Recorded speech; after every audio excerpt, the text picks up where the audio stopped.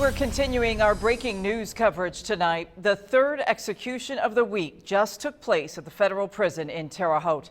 It's an action that continues to draw criticism. You know, we're standing up, we're being socially distant, we're not on the prison grounds, we're here at this bigger intersection so people can see us.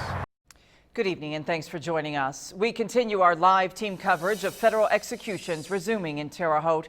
Rondrell Moore is standing by with the very latest. He'll be joined by our Heather Good, who was a media witness, and Dominic Miranda was following protesters this afternoon. In 2004, a jury in Iowa found the drug kingpin guilty of murdering 5 people. That includes 2 informants, a girlfriend of one of them, and her 2 young daughters. Prosecutors allege Honken killed them in 1993 with the help of his girlfriend, and authorities found their bodies in 2000 buried in fields. News 10's Rondrell Moore is live at the federal prison. He is with Heather Good. They walk us through what has happened in the last hour. Guys? Patrice, things are, as you can see, back to normal here at the Terre Haute Federal Penitentiary, but a little less than an hour and a half ago, it was the execution of Dustin Honken, his time of death 4:36 p.m. Now, News 10's Heather Good was the media witness from WTHI. She witnessed this execution. So Heather, the third one this week that you've seen, let's walk through what you saw today. Well, this one obviously went on without any legal impediments. It was on schedule by 4:03 p.m. Media witnesses were in the media room of the execution chamber awaiting that curtain to lift. By 4:06, the execution was starting. So walk us through that process. What did you see once the execution process started?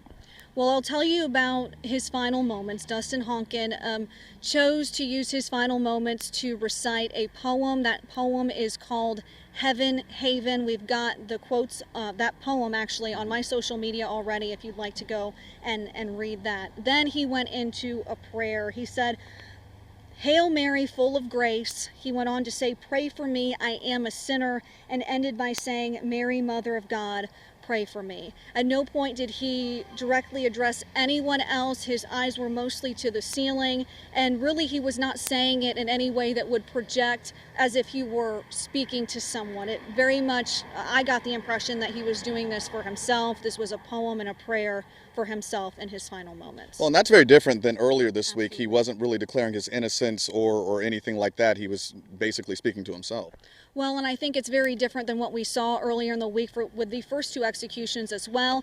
Daniel Lee used his final moments to maintain his innocence. Wesley Perkey used his final moments to ask for forgiveness. Well, that was one difference, and we talked about this earlier. You mentioned another difference, especially talking about the time of death. Absolutely. So the first 2 executions, there's a speaker in the room. Someone will come on over that speaker and notify us that death has occurred and then give that time. Today, we noticed someone actually enter the room where the death row inmate was already there on the gurney.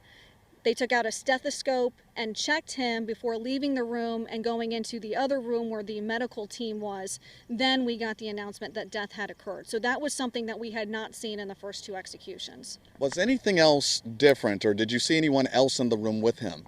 So the spiritual advisor, who was a priest in this case, was in the far corner of the room. Again, all of these inmates are allowed a spiritual advisor.